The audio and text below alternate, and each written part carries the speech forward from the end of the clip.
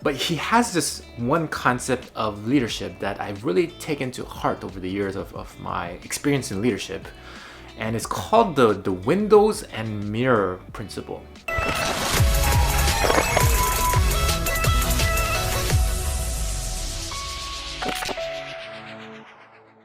What's up? This is David, and today I want to give you small little tidbits of advice on leadership.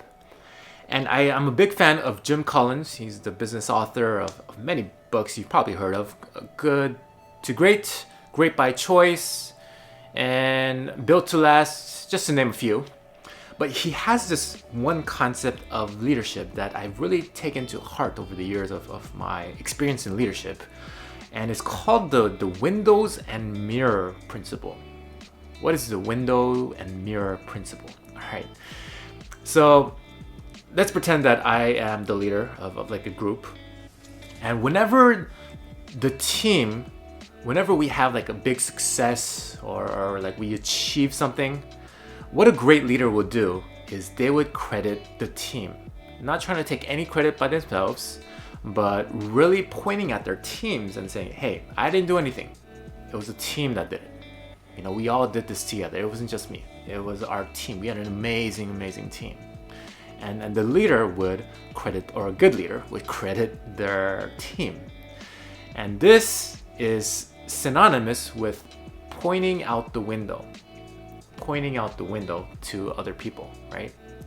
And if the team is a great team, what will happen in response is the team would be like, no, it wasn't us. It was the leader. It was the leader that led us to this great victory, this great success. And so that becomes like the mirror coming inside, right? Like, or not the window. Like people are pointing in from the window. And where the mirror part comes into play is whenever the team has a failure, or whenever they're going through, I don't know, hard times or something like that, then the leader will not point out the window, but they will point at the mirror. They'll say, hey, you know, I know we had a lot of mistakes, and I, as the leader, will take full responsibility. The team has nothing to do with this. I'm going to take full responsibility as the leader.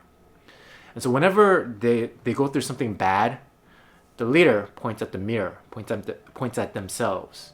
And whenever they go through something good, the leader points at the window and credits the team. And this is something that I realized myself as throughout my years of, you know, my experience with leaders and teams. You just become a more harmonious group when you apply this principle, the principle of windows and mirrors, and it just brings up the morale of the entire team, and it becomes like a win-win situation, you know, rather than blaming your team members when everything is going bad and then trying to take and hoard all the credit yourself, right? And so this is a great principle on leadership. If this is, you know, if you're new to leadership and everything like this. And I'll give you just one more little tidbit. This is also from Jim Collins. Jim Collins and his team, they would analyze like all these leaders, right? And they would analyze some of the best leaders and some of the best businesses across probably, you know, like the last few hundred years. And what they figured out was some of the best leaders, they use a different pronoun from some of the worst leaders. Some of the worst leaders would use pronouns in their sentences when they're speaking in interviews and stuff like that, such as like I did this, or it was all about, you know, it was me, you know, me and our team, we did something like this, and like I planned this out, I strategized this, I made this product happen, and stuff like that.